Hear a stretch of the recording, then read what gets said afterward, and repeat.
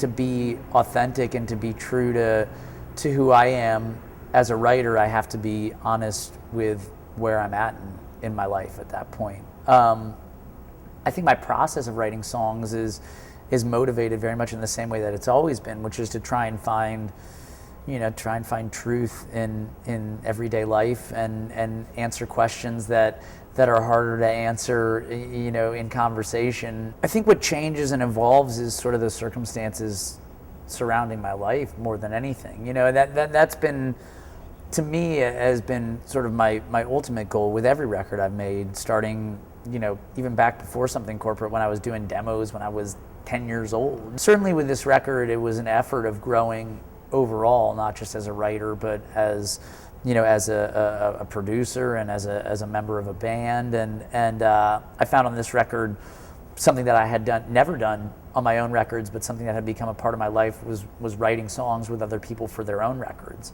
For the first time in all the years that I had been doing this professionally, I had friends and other artists calling me and saying, "Hey, you want to write a song together?" And that was something I wasn't very well versed in, but I found myself when I was doing it with other artists for their albums that I really enjoyed it.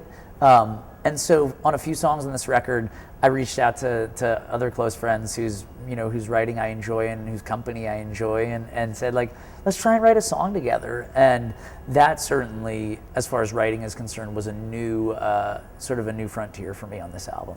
How somebody interprets a song that I write is far less of a concern for me than the fact that they care enough to interpret that song. I think that's a part of human nature. I think that's a part of being a fan and wanting to find the deeper meaning in something. And sometimes they're dead on, and sometimes it couldn't be further from the truth.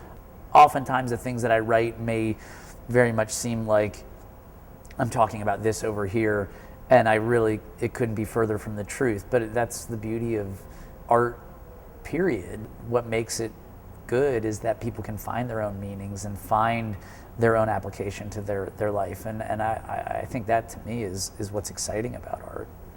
I think that art and the way that you use your art is so personal. Because I have a foundation and I raise money for my own charity, and I do work with the Amnesty and have done various projects over the years that have philanthropic ties. That works for me. That's something that's new to me, though. I mean, I don't think until I found myself diagnosed with a life-threatening disease, I hadn't done much charity work up to that point. That was something that I think was largely motivated by a personal experience. I've been asked if I look down on other artists who don't do these kinds of things before, and again, I think that's just something that is deeply personal. For me, I do find pleasure in the fact that what I do for a living, I can take a small amount of time out of my day and make some small difference. That's something I'm proud of, for sure. Since I created the first Jack's Mannequin record, now, gosh, I mean, the creation process was probably as many as 8 years ago. That was the first time I really said, I need a break. It was on the heels of something corporate. We took a hiatus, and I love the passion that people feel about something corporate. As the years go on, there becomes this lure attached to something corporate, that didn't really exist when something corporate actually existed. And I have a lot of respect for it, and I do appreciate it. I make music, and I try and live in the present moment, and I certainly recommend that to every person out there. To abandon some of your obsessions with my past. And no, there's not going to be a new Something Corporate CD. And again, if you're not happy with what I make now, that's okay too. Move on. You're okay. It's okay with me. We parted ways largely because we were losing touch with those friendships, because the business of being in a band together had started fracturing those relationships. And those relationships are more valuable to me than making CDs. I don't see it in the future, certainly not the immediate future.